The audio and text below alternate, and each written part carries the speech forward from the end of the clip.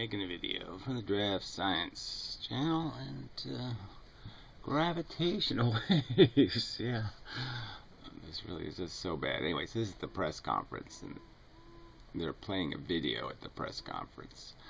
And alright, so yeah, I didn't think to turn the camera on for the intro, but they're just so oh, we were so sure this was a good investment. Anyway, National Science Foundation.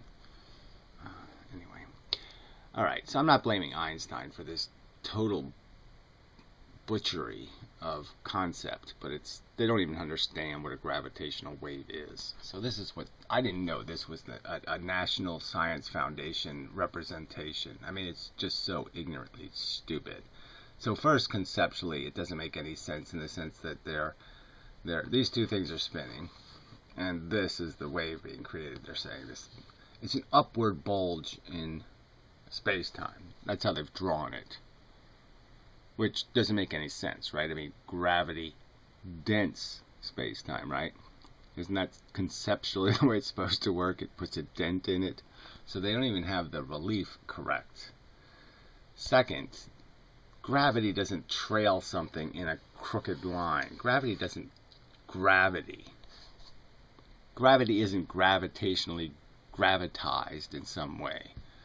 So this isn't even the mechanism of gravity. Certainly it wouldn't propagate at the speed of light this way. If you did this to it as the wave, quite obviously this stuff would be moving the speed of light, and it would take forever and ever and ever and ever to get to us. So it obviously can't propagate this way. It's a completely inaccurate drawing. Like I said, I won't blame Einstein, because I'm pretty sure Einstein was smart enough to figure out that if you do this to the speed of light doesn't get here as fast. Especially when this starts getting really wide. It would take a million years just for it to get one wave. You'd use up a million years of the speed of light just to get one wave accomplished as it moved through space. So it could never get here if it worked that way. And obviously it doesn't work that way. So this drawing is just so wrong. What's happening is these two things spin around each other. Facing us, there's a point where they're both behind each other, which means the mass is essentially doubled from our perspective. And then when they're this way, their mass is halved. You know, it's still a strong mass, but it doesn't have the same peak. And so what's really happening is the wave is just the deficit in what would be space-time if there's such a thing existed. But it's a straight line force. There's none of this. It's a straight line force, and it's on, off, on, off, on, off. Because as this turns, it's half gravity, then it's full gravity, then it's half, then it's full, then it's half, then it's full. I mean, double, single, double, single, double, single. That's the wave. And it's a straight line force moving the speed of light. I mean, this is just fundamentally inaccurate. Even if you believe in space-time, this is the wrong way to describe it. This is the stupidest thing I've ever seen. There's no evidence that gravity does this. When the Earth's going around the sun, it's not leaving a crooked dent in gravity space. It's a straight line force. Physics. I mean, shit. Alright, so let's play some more. The gravitational wave stretches space in one direction and compresses space in the other direction. Okay, so stretches space in one direction and compresses space in the other direction. That certainly doesn't tell you anything now, does it really? Come on, seriously. Seriously. It just means that from this angle, at a moment in time, the two things are lined up. From this perspective over here, they would be exactly the opposite. So it's sort of like it's like a lighthouse, okay? It's on here, and then it's off over there. And it's on over here, and then it's off over there, you know. So silly.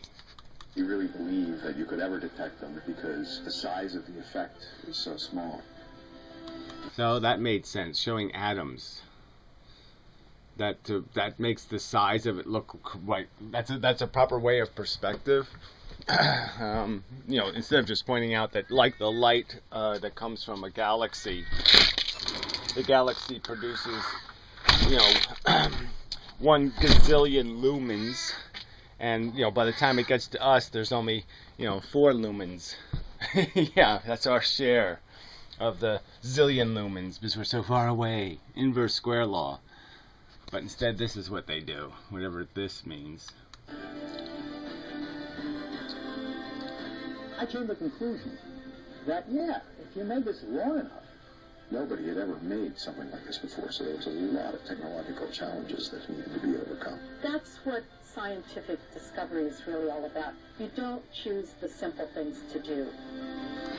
Yeah, but if you don't understand them, then they can really be complicated. Alright, so and again, what are they doing? What exactly? They're looking at a big hunk of the sky. No lens to this thing at all. It can't focus on anything. And they're seeing if there's some double dent in gravity. And it's really just looking for that double dent. But it could be caused by many things, theoretically. You know, I mean, a bunch of just a happenstance of there being a lot of mass in one location in the universe that fluctuates. You know, moves past each other regularly. Yeah, those waves wouldn't be regular enough. So, let's see how regular what they found is. 1,000 scientists, 16 countries, 25 years of lots of money. Yeah, wow. That makes you feel good, right? 1,000 scientists for 25 years. Let's add that up. We have done something which is brand new. The field is busted wide open. It's monumental. Really, and again, I can't for the life of me understand why this could at all be useful or significant. You won't be able to resolve anything out of this. It's useless. I mean, you have a better chance of seeing the stuff you're seeing the gravity from than actually feeling the gravity from it. Silly. It's like Galileo using the telescope for the first time. I looked at it and I thought, my God, this looks like it's it. Back to the press conference. Okay, here we go. Mr. Scientist now. Do I talk now? Is it my turn? Do I get to say my name and stuff? Ladies and gentlemen. Yes. They look like they're all gentlemen, actually. We have detected gravitational waves. Yeah. We did it. Oh, we did it. Yeah, it was just so cool to have that moment where I could say, we did it after all that money and everything. We really did it. I'm pretty sure this time it's not a cat like bouncing on the roof this time. I mean, I know there's a couple of false alarms and all that, but you know, I'm sure we did it this time. This time it's the real thing. I'm sure. I'm pretty sure. Yeah, very exciting.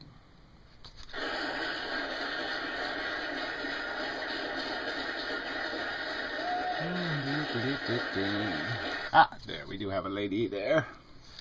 Okay, just verifying.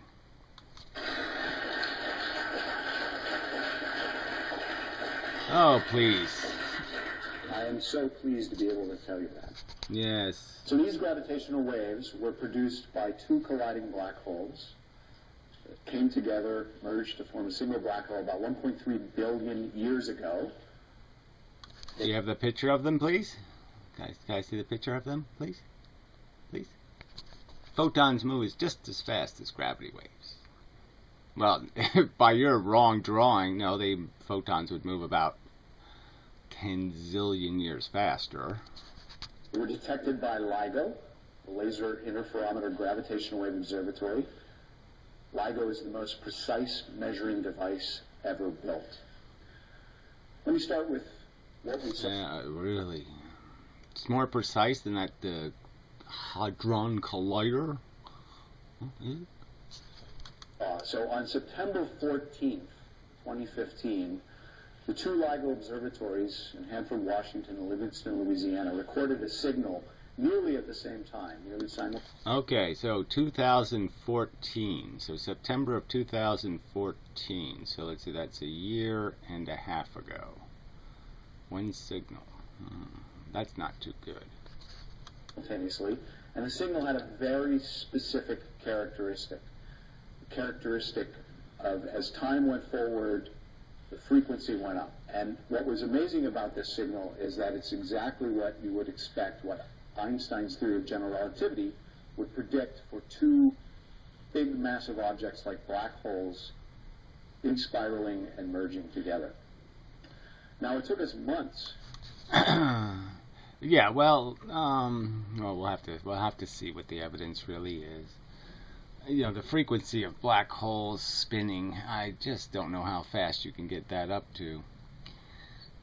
See, I thought they could find something that was in a spin that was a little bit slower, so then they could verify it by going to the same location the next day, you know, and see if it get the same signal the next day.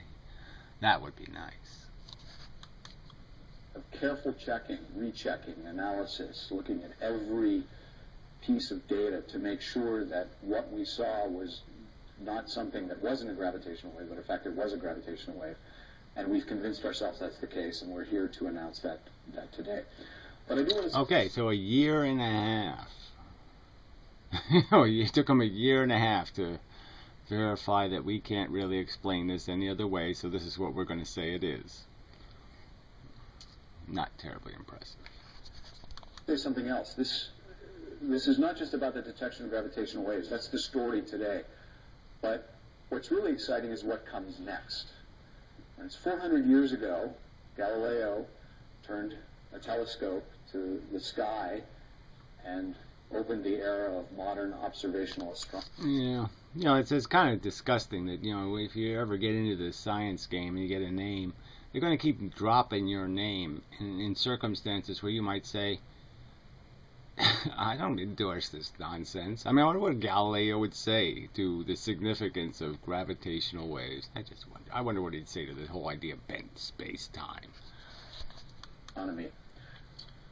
I think we're doing something equally important here today. I think we're opening a window on the universe, the window of gravitational wave astronomy. Right. Again, I just can't possibly see how it could in any way mean anything at all. Be at all useful. But whatever, that's me. Guess the thing to do would be for them to find the double black hole. Yeah. So I'm going to show you two videos that are going to sort of tell you what we discovered. So the first video is the two black holes. So okay, this I'm going to like, because now I can see whether these are up signals or down signals. Maybe, I don't know. I mean, again, like I'm saying, the real key is the absence of gravity, right? Gravity is an absence mechanism, not a positive mechanism. So it almost should look like a silence is what you're detecting. What you're looking at on the screen here are two black holes. Each of them are about 30 solar mass, have about 30 times the mass of the sun, right? And you're looking, the black holes are the black things in the middle, and you're looking at the stars behind them. By the way, this is not a Hollywood production that I'm going to show you. Oh, this is already a Hollywood production. Newsflash. This is not a real image. So,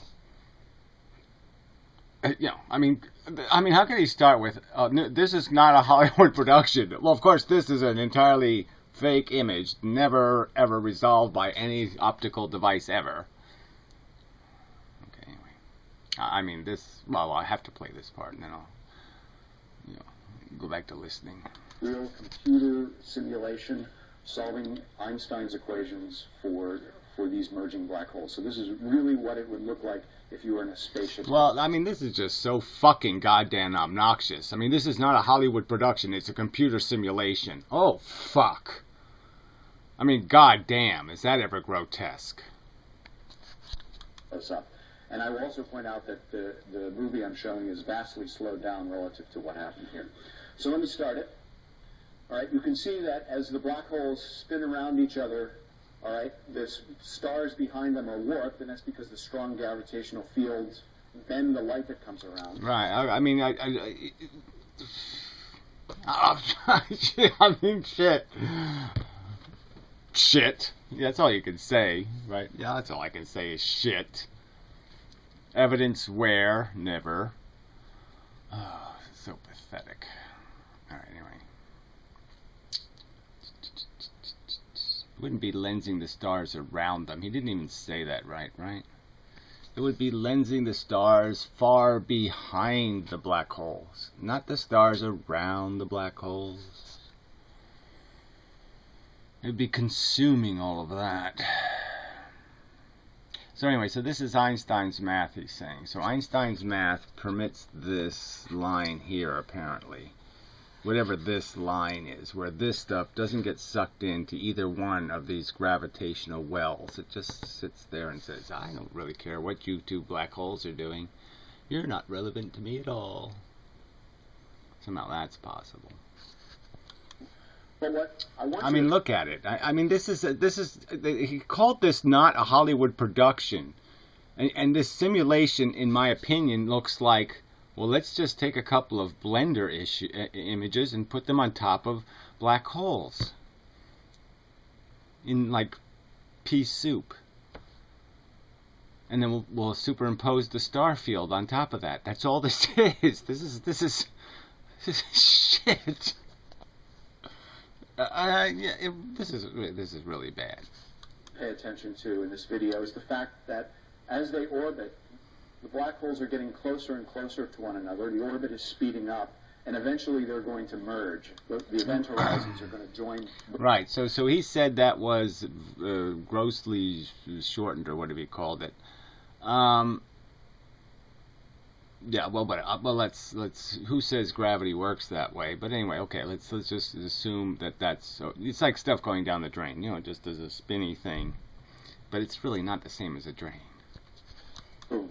They produce one big black hole. I mean, they do gain more and more velocity as they get closer and closer together. It really wasn't illustrated there at all. Which relaxes. You see a little bit of vibration there, and it becomes two smaller black holes die, one bigger black hole is born. Now, what's really amazing about this is the first time that this kind of a system has ever been seen. A binary black hole. Well, let's understand. Nothing was seen. Merger, and it's proof that binary black holes exist in the universe. So, okay, and this is proof. So he says they have proven the existence of binary black holes. Okay, well, I don't know. It seems a bold statement. I want to put this in perspective for you because I think it's very important, all right, to give a sense of what really happened here. Right. This is somehow he tells us that this event was isolated in a field of the universe. So a whole section of the universe, for this one moment of time, this had to be the only noise coming. Couldn't have been any other galaxies doing anything or forming. Nothing else could have been going on, or you wouldn't get this clean signal. So somehow he caught the universe on a quiet moment. So each of these black holes are about 150 kilometers in diameter, a little bit bigger than that. Take something that's 150 kilometers. So somehow he knows that too. So now we're back to we're all the way to I can make super compressed matter. Yeah, no problem. 150 kilometers that have all 1 billion suns worth of energy in them.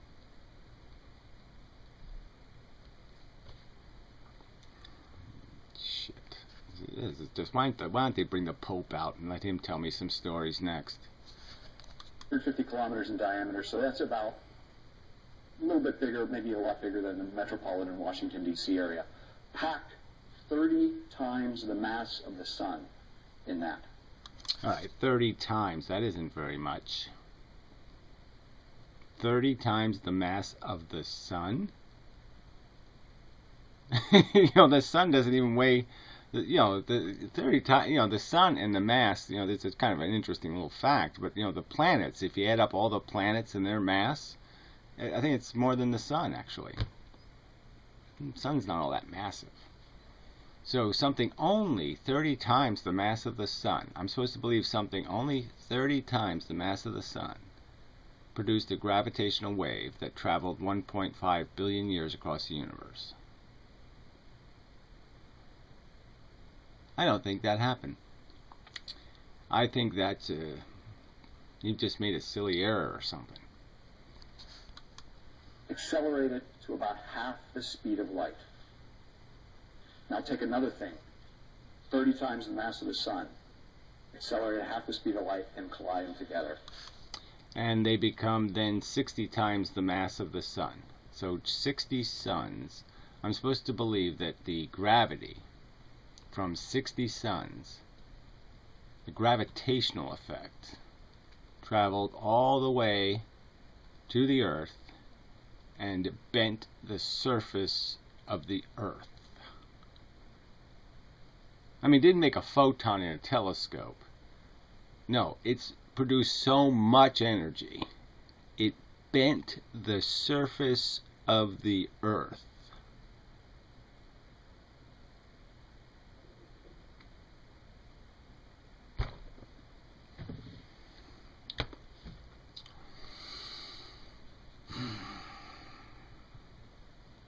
Science really has just left the building, right? There's no rationality to this, right?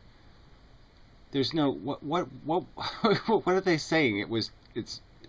There's a whole bunch of dark matter on the way here that kept re-energizing the gravity from 60 suns.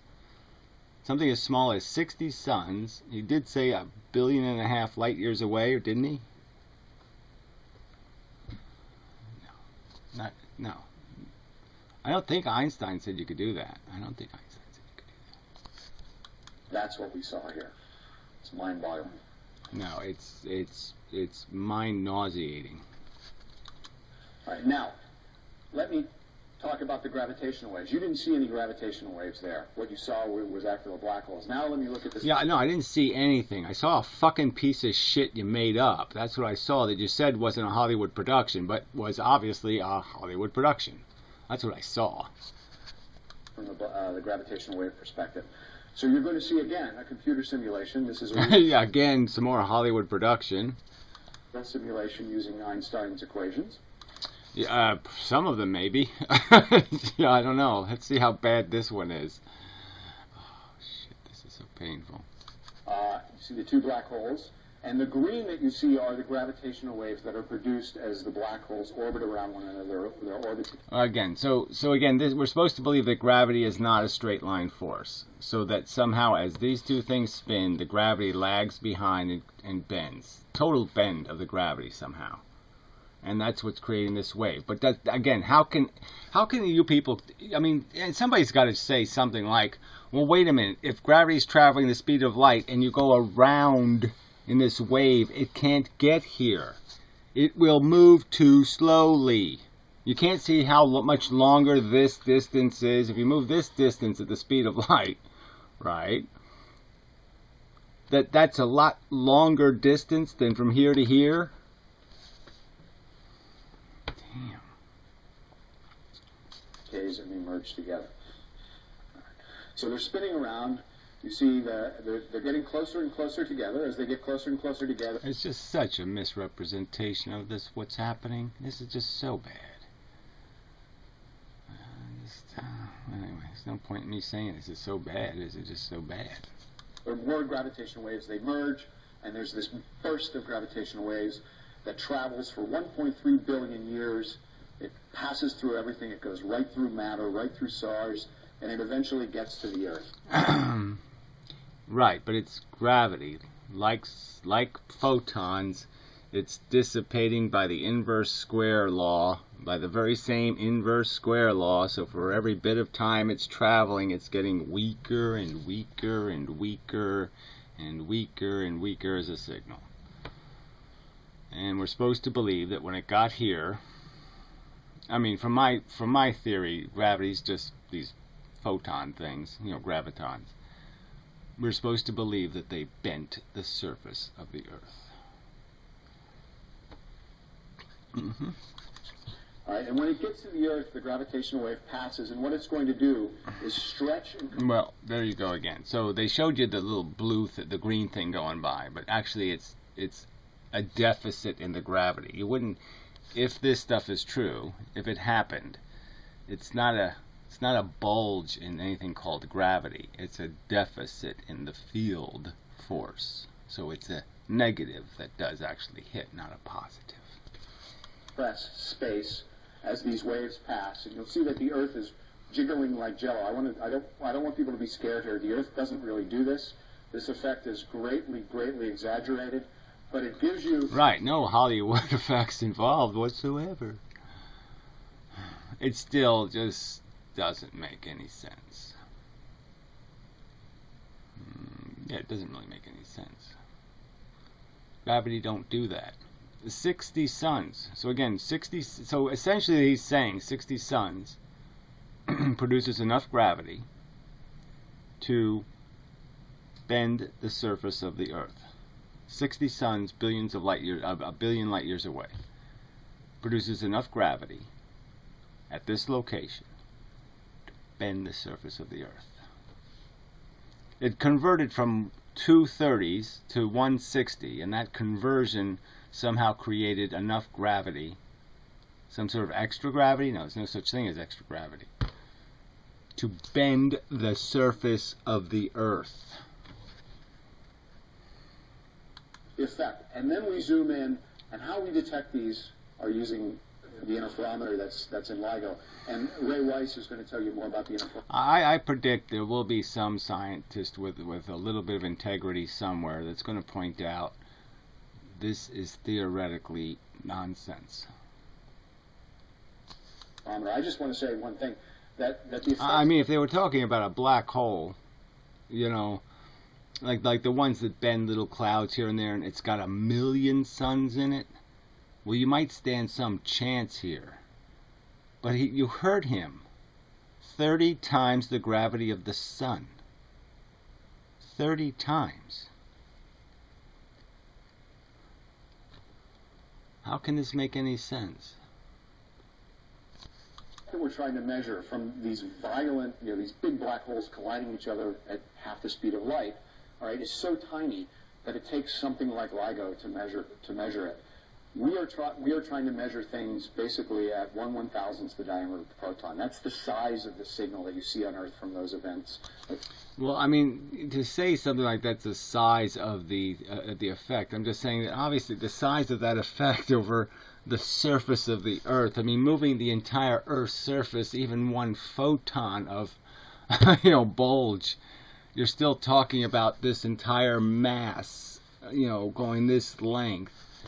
And how deep it has to do that for the whole surface to move. I mean, get real. That's a lot of energy. So again, we have magical energy again, don't we? So why don't we use gravitational lensing? Why don't we just make an energy producing device and collect gravity from 30 sun black holes, to run our industry? Why don't we just make a big giant, metal rod, and then we'll bend it and create electricity at the two ends? Shit. Take place 1.3 billion years away. All right. What did he say? Damn, I missed it. But something billion light years away again, right? So a billion light years away, and it produces enough gravity at this location to bend the surface of the Earth. 30 suns. 60 suns. 60 suns have the ability to produce enough gravity, even in their death, to bend the surface of the Earth from 1 billion light years away. Bullshit. Put that in perspective, because I think those kinds of numbers are hard to get your head around. All right. If we were trying to measure the distance between the sun and the nearest star, which is about 3¼ light years away, LIGO is capable of measuring that, if it could do that, to a level of about the width of a human hair. If it could do that, so whatever. Well, again, I don't buy it, but whatever, fine. He says it's so accurate that yes, we can hear Tinkerbell Slipping her panties on. So the width of a human hair over 3.25 light years. That's remarkable precision. Right. Now what LIGO does, I think made up, but fine, whatever. is it actually takes these vibrations in space-time, these ripples in space-time, and it records them on a photodetector. Okay, he calls them ripples in space-time. Now, does he have any evidence that it's space-time? That's not what they're detecting. They don't have a space-time detector. So again, it's just extrapolation that's totally unnecessary to being accurate. What's being accurate is we're detecting movement in the Earth and assuming the movement's being caused by something out there bulging the Earth. And you can actually hear them. So what LIGO has done, it's the first time the universe has spoken to us. Oh, this isn't at all a Hollywood production. Let's keep remembering, this is not a Hollywood production. We're giving voice to the universe. The first time ever. Here, you can hear the universe talking to you. La la la la la la la la la la la la. And this is remarkable. Up till now we've been deaf. Gravitational waves, but today we're able to hear them. That's just amazing to me. I think this is big. Fuck! This is not science. This is propaganda. Again, because what's going to come now is we're going to be able to hear more of these things. And no doubt we'll hear things that we expected to hear, like binary black holes or perhaps binary neutron stars colliding. But we will also hear things that we never expected. And as we open a new window... Yeah, like what? Tinkerbell slipping on those panties. Woo! Woo! So in astronomy, we may see things that we never saw before. So, yeah, I wish you could see what's in my mind. I wish you could read my mind. Let me conclude by thanking the National Science Foundation for the huge giant paycheck they've been giving me for decades to play this idiotic role of propagandist for bullshit. Thank you very much. I really enjoyed it. I really enjoyed just screwing you for big bucks while I do just silly nonsense. Thank you very much. For 40 years, since the NSF started funding Caltech and MIT to do pilot experiments for LIGO, and then in 1992, the NSF no doubt poisoning some water and whatnot. went ahead and funded the LIGO project. Irradiating a few poor people. And they took a big risk. All right, this was bold. The science was solid. Right. It was bold. Was a big pile of money, and what are you going to make out of it? Oh well, I don't think absolutely anything. And I frankly don't even think you have anything. You're 30, 60 sun frickin' billion light years away, gravity wave. I think is a fantasy, buddy. But we didn't know how many events we would see. The technology was nowhere near developed. This was truly, I think, a scientific moonshot. Yeah, it was a truly, no, it wasn't a moonshot. I mean, that was all figured out pretty goddamn good. They modeled all kinds of things. They shot, oh shit, it broke. Oh, hey, you gotta put some better glue on that when you make the real one. You know, they did all kinds of modeling for that. This is just a complete fucking, this is just a sacred money cow. White elephant that you're all just making a nice living off of. Elitist pricks. Really believe that. And we did it. We landed on the moon. So I really want to thank Dr. Cordova and NSF. And also... I mean, comparing this to landing on the moon is just, oh, that's just throw up worthy. U.S. Congress, taxpayers have supported this research because it's really, really gotten to the point now where it's going to take off. Oh yeah, it's going to take off. It took us only a year and a half to verify that our result wasn't, you know, a cat on the roof. It could have been a fox, but we're not going to talk about that because we don't think there's any foxes in the area. So I'm going to conclude my remarks, and I'm going to introduce my esteemed colleague, Gabby Gonzalez. Gabby is a professor of Louisiana State University. She's also the spokesperson for the LIGO Scientific Collaboration, and she's going to tell you more about this event and about the team that discovered it and about the observatory. So yeah, so interesting. All right, anyway, so I won't bore you with playing the whole thing. I've seen her before in a couple of these TV shows. Gabby.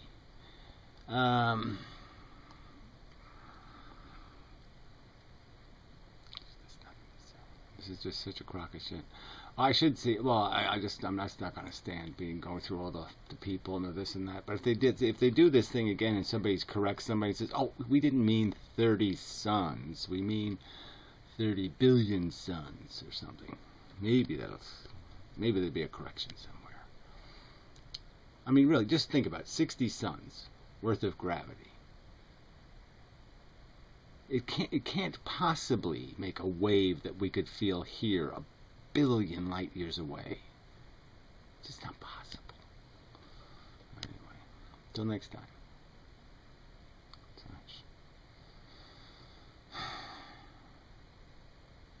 I mean, it has to move the surface of the Earth. I mean, it's a lot of gravity. I mean, we could put something really close to the Earth, like, a quarter of the moon or something. I mean, it couldn't do this. Something really close can't do this. Till next time. Back. I guess I'll play a little bit of this, but okay. So they have two of these things. One in Washington, one in Louisiana, and so apparently they have to hear the same signal at both of these stations. So really, what has to happen is that, like, the entire continent of the United States has to vibrate. And this is being caused by something over 1 billion light years away that's only 60 times as massive as the sun. And I'm to believe that if I built something like that, a black hole, and I blinked it, just turned it on, off, on, off, on, off, here, gone, here, gone, here, gone, that they could detect that by how much it changes the ground on the Earth. I just don't think that's possible. Yeah, no, I don't think so. Anyway, you can hear some of this mush. Detectors are L-shaped. This is the LIGO Livingston detector. They are 4 kilometers long on each side. That's a Hanford detector. And we have lasers that go back and forth between mirrors to measure the distance between those mirrors. And gravitational waves would distort the space-time and would be measured as distortions in that distance of 4 kilometers.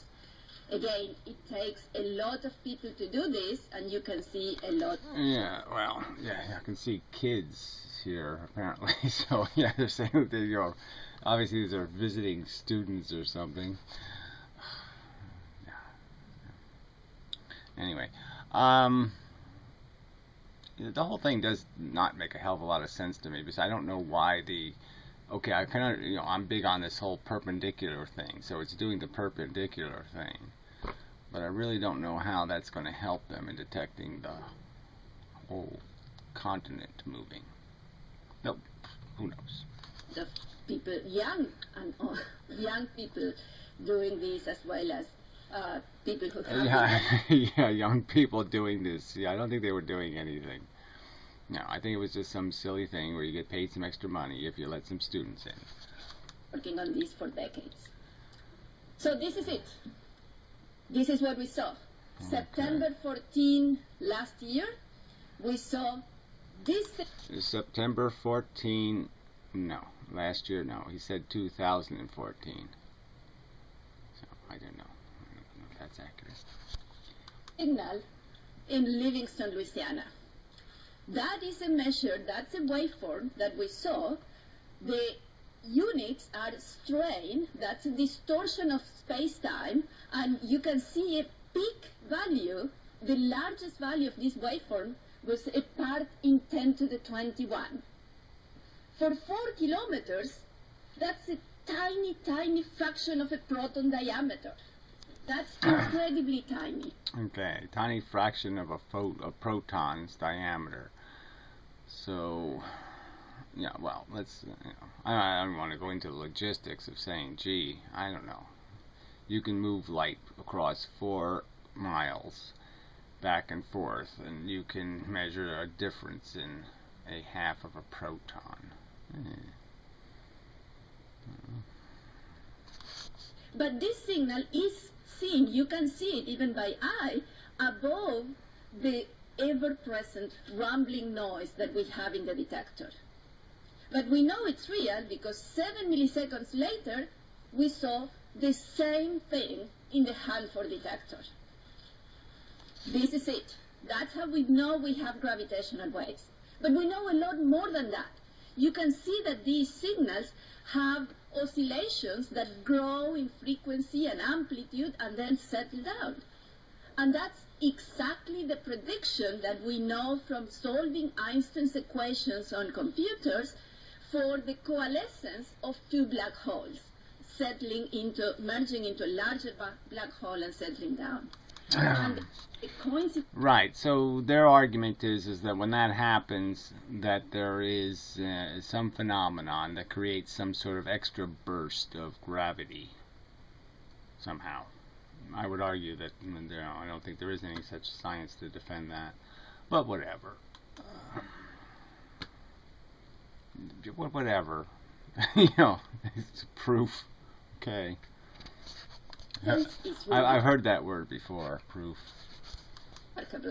You can see here overlaid the template that we used, or the numerical relativity simulation that was done for the coalescence of these black holes. Yeah, you could have given us a break and actually overlaid them in different colors, but whatever. So they overlaid them in the same color. Okay. Whatever. Fine. That's how we know not only that we detected gravitational waves, but these waves were produced by the coalescence of black holes. Right. So apparently it takes 7 seconds of Earth's rotation. No, that wouldn't work. Well, anyway, 7 seconds difference. So I have to figure out what that means geographically. Why there would be a 7-second difference in when they were received. Certainly couldn't be the rotation of the Earth. So what could be accounting for a 7-second delay?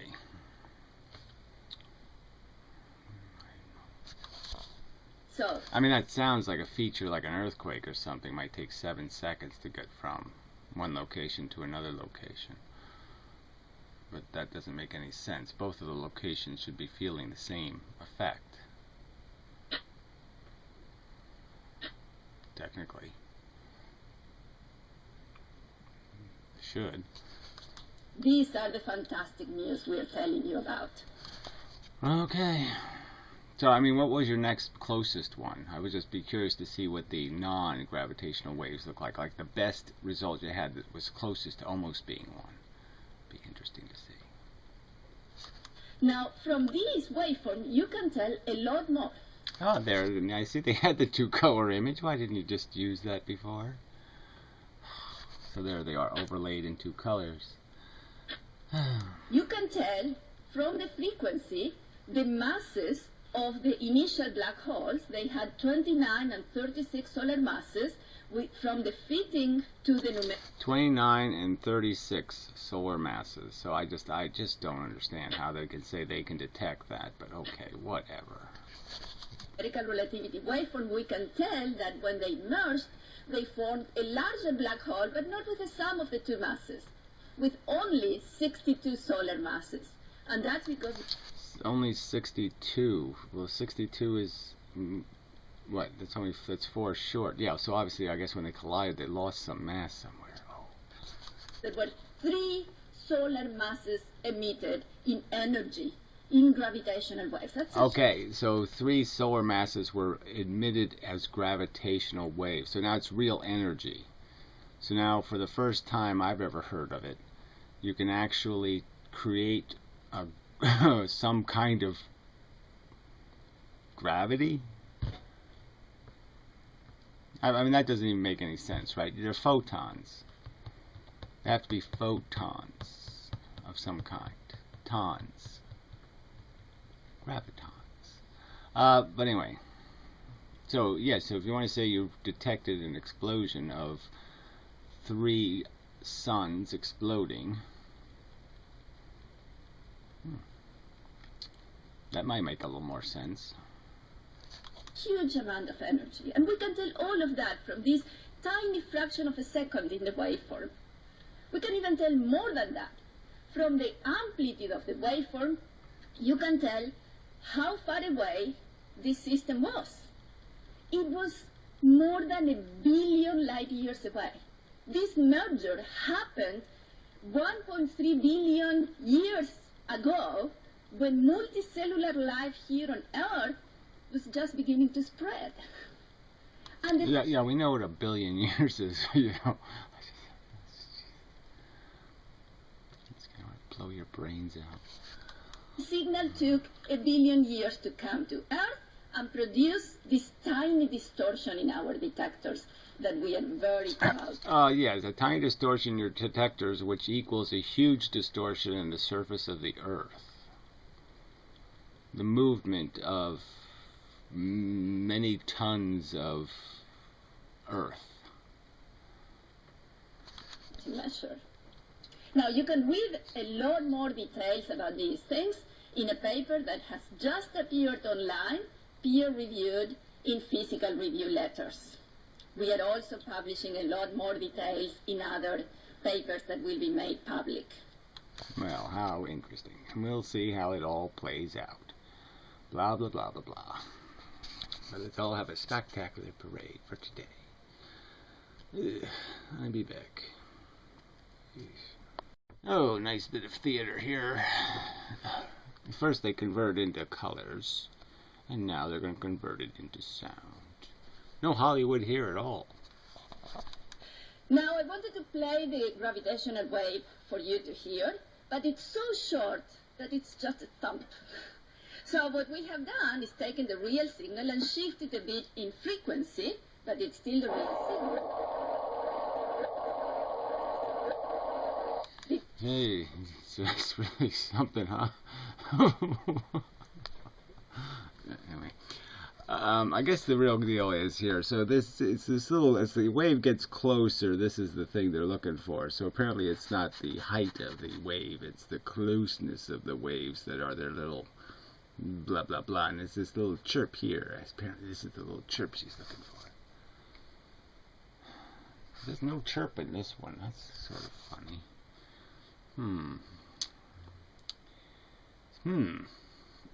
Yeah, there's a chirp missing over here. Chirp here, no chirp here. But anyway, so very depressing. Anyway, you hear the chirp? Yeah. There's a rumbling noise, and then there's a chirp. Let me do that again. Oh, I don't have to do it again. That's the chirp we've been looking for. This is the signal we have measured. Yeah. We can even tell more.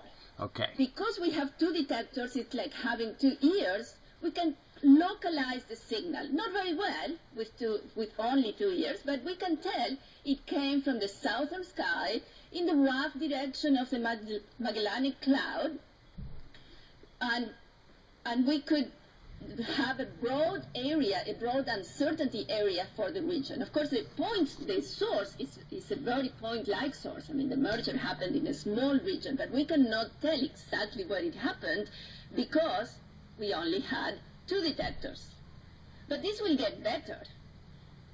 We will have a network of gravitational wave detectors. GEO 600 has been working for decades as a technology demonstrator, but Virgo is going to come with a sensitivity closer to the LIGO detectors later this year.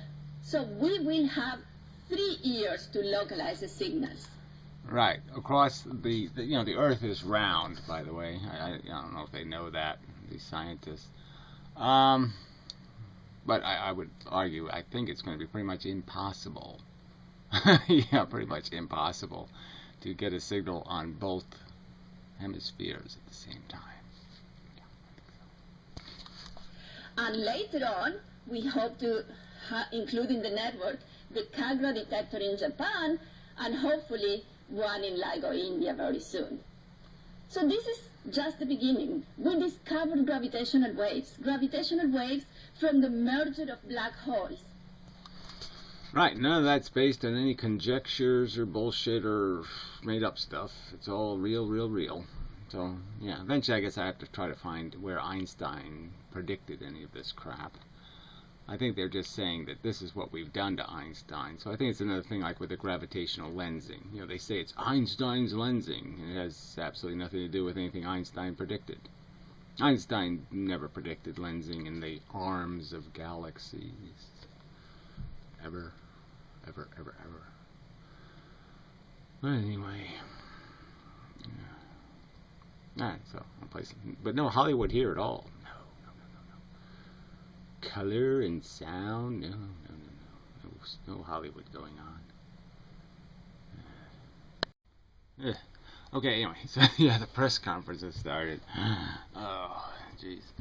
Alright, so this thing happened, well, yeah, Einstein would be beaming, that's one of the claims, I'm not too sure.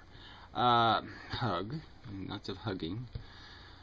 So anyway, this was apparently a test run that they got this signal. Still not sure what year, because I thought the guy said 2014, but I guess it was September of 2015. Apparently. Let's see.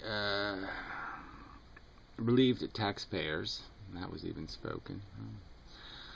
I mean, well, I'm just saying, you know, these are the kind of things you just shouldn't be saying at the press conferences. Something about how relieved the taxpayers are that you found this thing that you were supposed to do with all this money. It just sounds like maybe you forced it a little. So we'll see new, right? We'll see a new way. And the whole premise here is the only reason why they know they saw something is because it looks like the simulations. See a problem with that? We're seeing something new, yet it looks just like the simulations.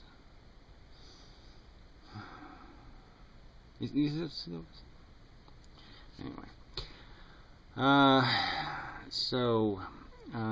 inverse storm. What did I put that down for? Inverse storm.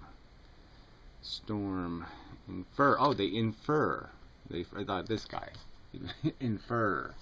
Use the word infer. We infer the storm. We infer that, you know, as soon as they start saying infer, you know, that's just not a really great word for this kind of thing either. So anyway. So there's this little whatever, you know, this little noise, blah, blah, blah, you know, like the needle on the seismograph, jiggle, jiggle. I'm still not sure the 7-second delay between the two places getting the same signal, but I don't know enough about how the angle is of this thing they're receiving. But anyway, so they get the last cycles of this thing. They say they could give us more, maybe, you know, and then it goes to this last thing, and then they get this boom, or whatever, burp or belch or whatever, and somewhere in this last 0.25 of a second, there's some sort of release of 3 suns worth of something. Okay, now they're saying it's not electromagnetic in the sense that you're not going to pick it up with radio telescopes. So they say maybe, maybe not, maybe, who knows, right? So I mean, the idea is that there's a huge conversion of real matter into bent space.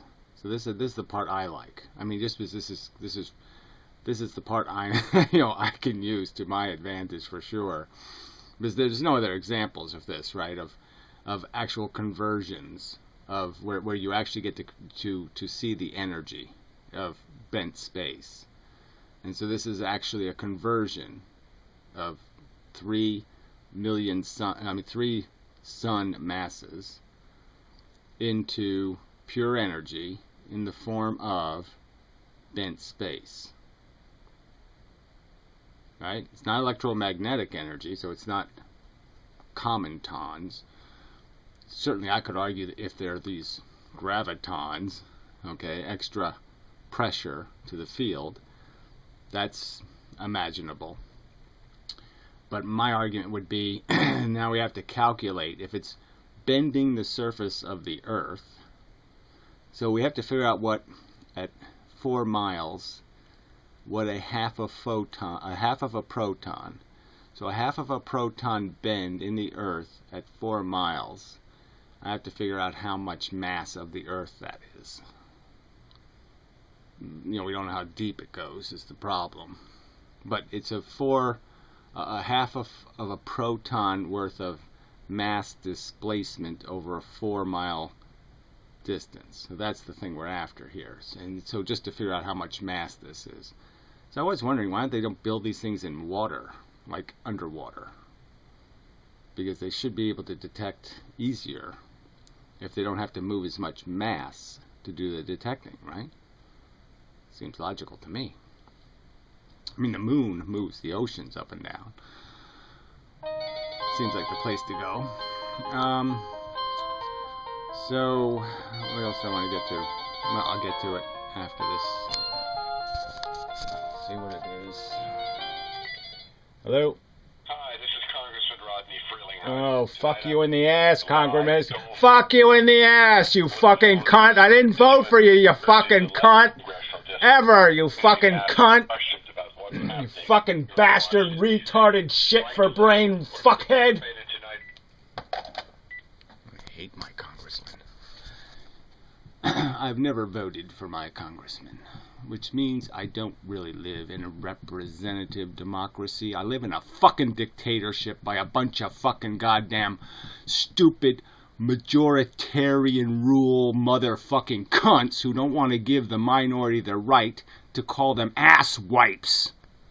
The cowards, white people, fucking cunt, little losery, small-willied white people who are afraid of giving away any of their authoritarian majority control. Although I am pretty much against all the dark people taking over. But I've never had a representative. That fucking cunt calling my house. How dare that cunt do that? I'm on the do not call list, douchebag.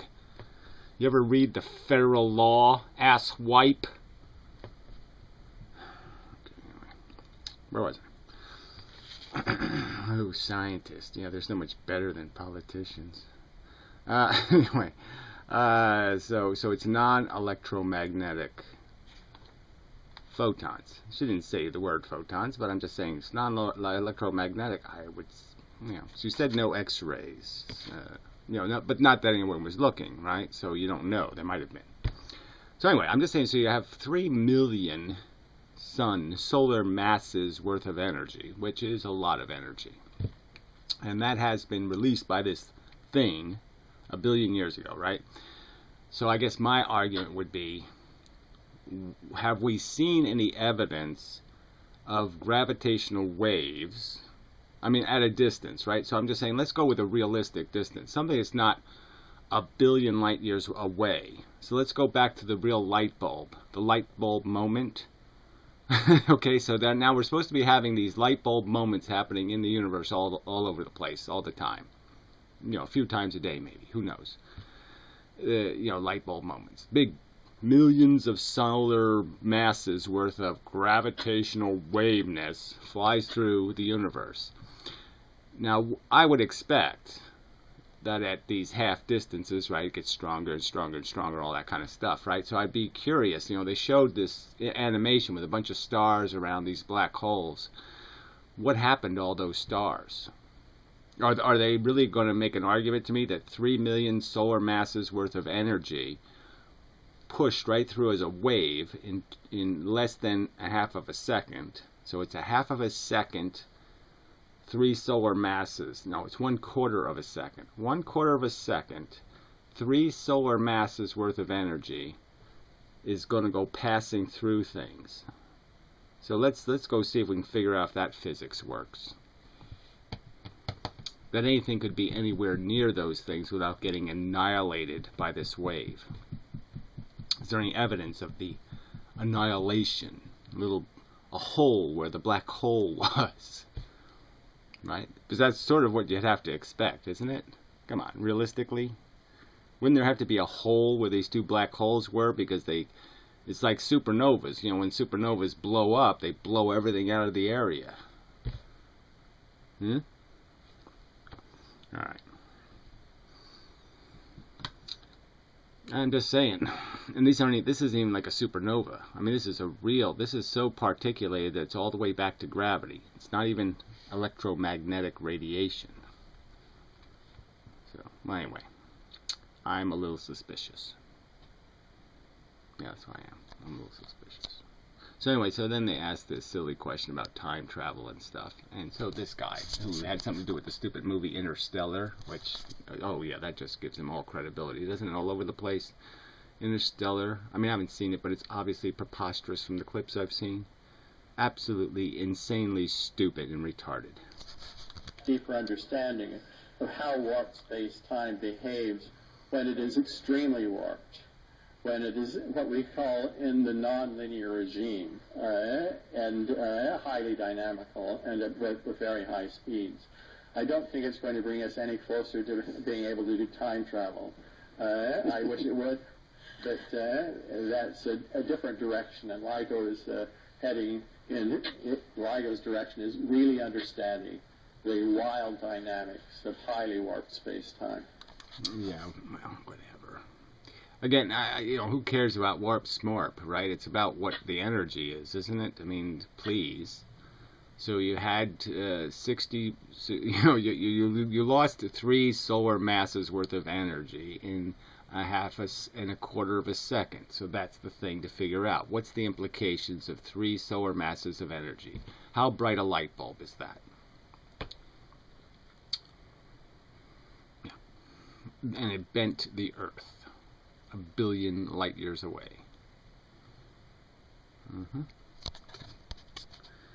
Well, that's their argument.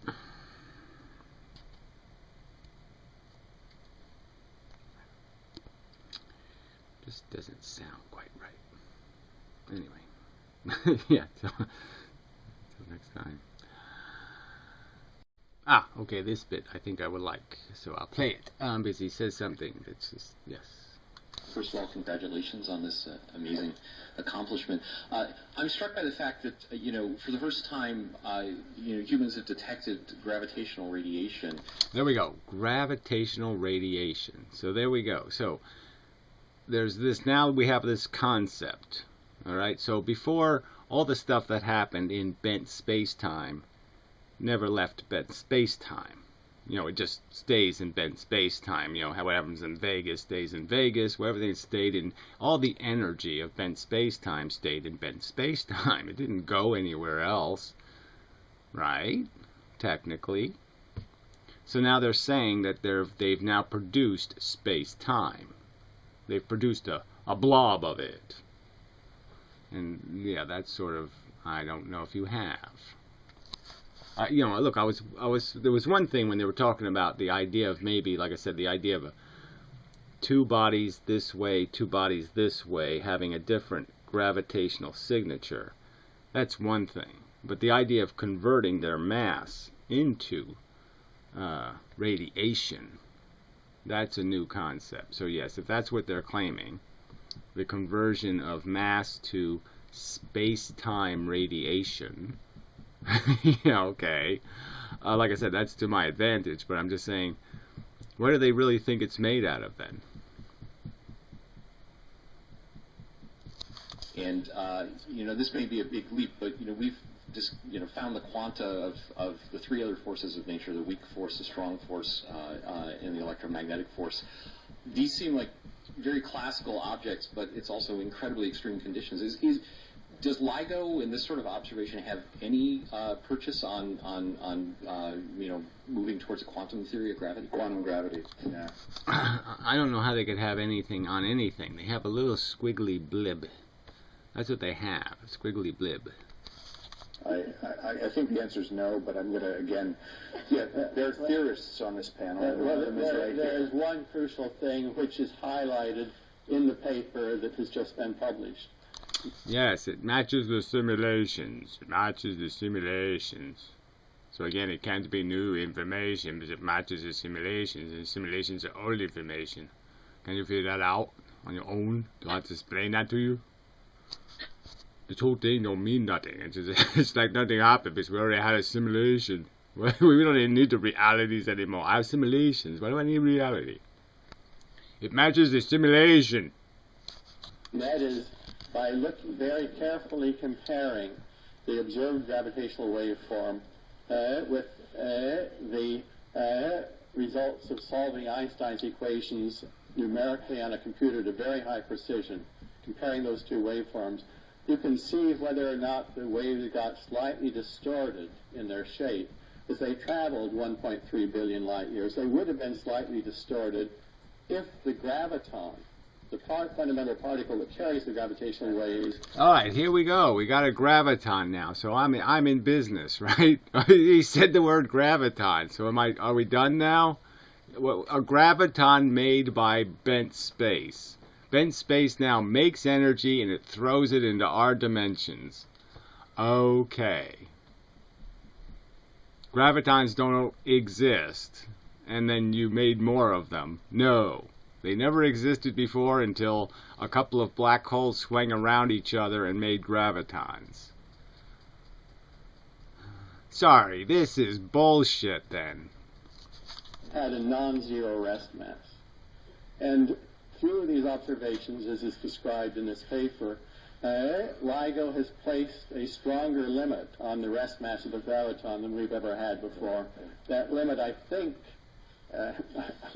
check me, I think it translates in more normal language into 10 to the minus 55 grams. I think 10 to the minus 55 grams. That's what a graviton weighs, apparently, or something. I don't know. Frankly, it weighs as much as a photon, to tell you the truth. Same difference. It's the number. But You better I know it in kilometers also. Yeah, yes. So 10 to the 16 kilometers. 10 to the 16. Can I answer you in a different way? I mean, I'll turn your question a little bit. And that is, I think there's a miracle of sorts here already. A miracle of sorts. A miracle. It matches the simulation. It's a miracle. For me, there is. I mean, these equations were written in 1915. Okay? It's gravity, fuckhead. I mean, you know, a lot of these equations were written in, 16 blah blah Newton time. So, you know, this gravity's not that confusing. Really. You know, it really isn't. And they've been tested in the weak fields. I mean, you know, many of the tests in general relativity have been done in the field of the Earth, the field of the Sun, solar system, and now also in the binary pulsar, which was the Hulse-Taylor object. And these are all... Yeah, right. These are all real things. And so this is the first time we've seen the non-real things do something like this. You know, the gravities of the flying pea that weighs as much as 30 suns. Yeah. Mm-hmm. Well, the strongest fields that we would have are tiny compared to what we're looking at now. The field has a unity strength, if you want to really say what it is, in this black hole system.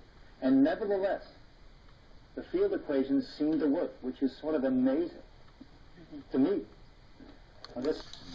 I don't know. So it's amazing to him that the field equations work in the field.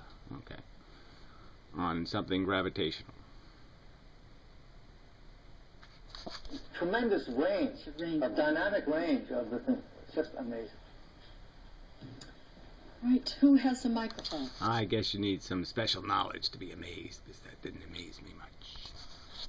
Let's get a microphone to some of our...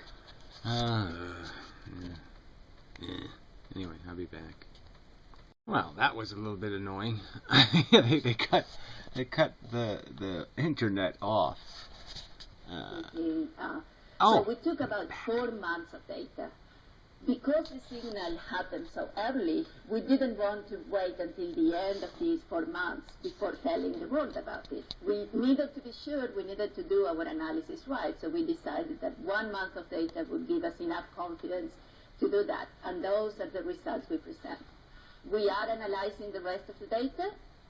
We haven't seen anything that contradicts anything that what we present for the analysis of 1 month, and we'll tell you more when we finish, hopefully in only a couple of months.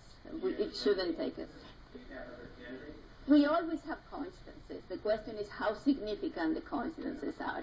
We have had coincidences in initial LIGO 2, and they were never significant compared with the expected background in the instrument.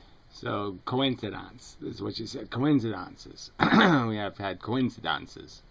So this is not, that's the whole thing, right? Is you got to figure out what's your probability of coincident, whatever these are.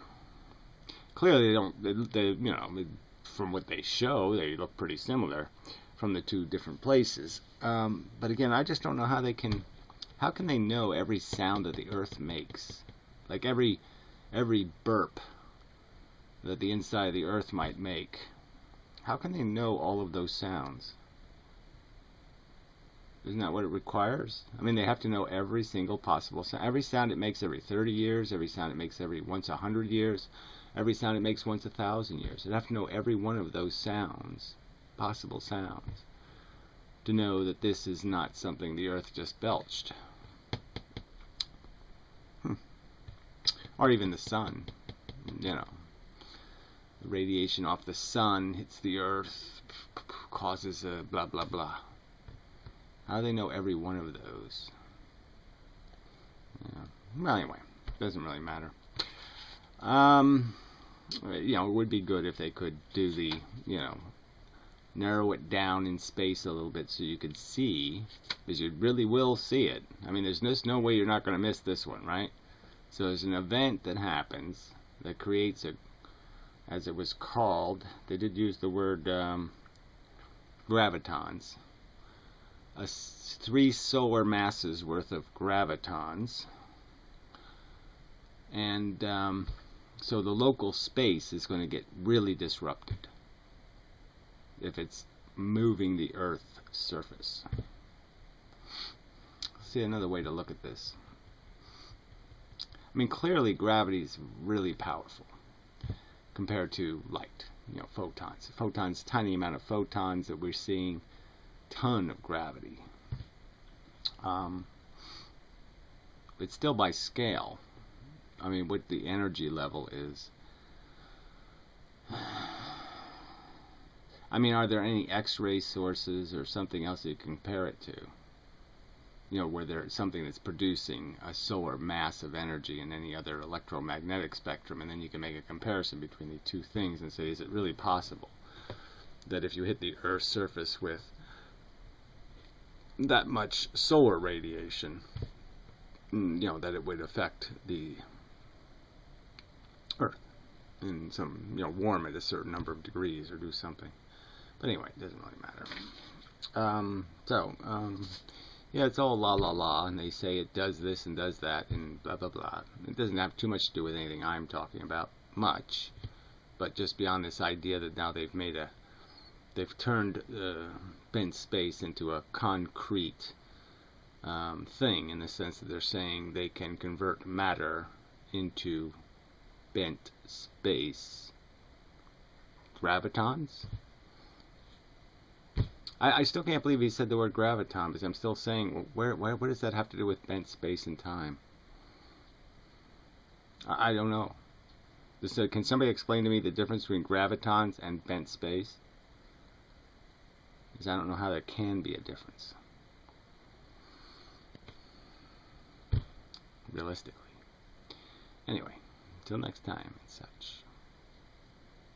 Yeah, it really doesn't make any sense, does it? I mean, you really can't create a separate dimension that creates all the energy to move planets around and then say, and I can convert the matter into the dimension. So you can just squish a planet and make it into space-time gravitons. Is that what he's saying?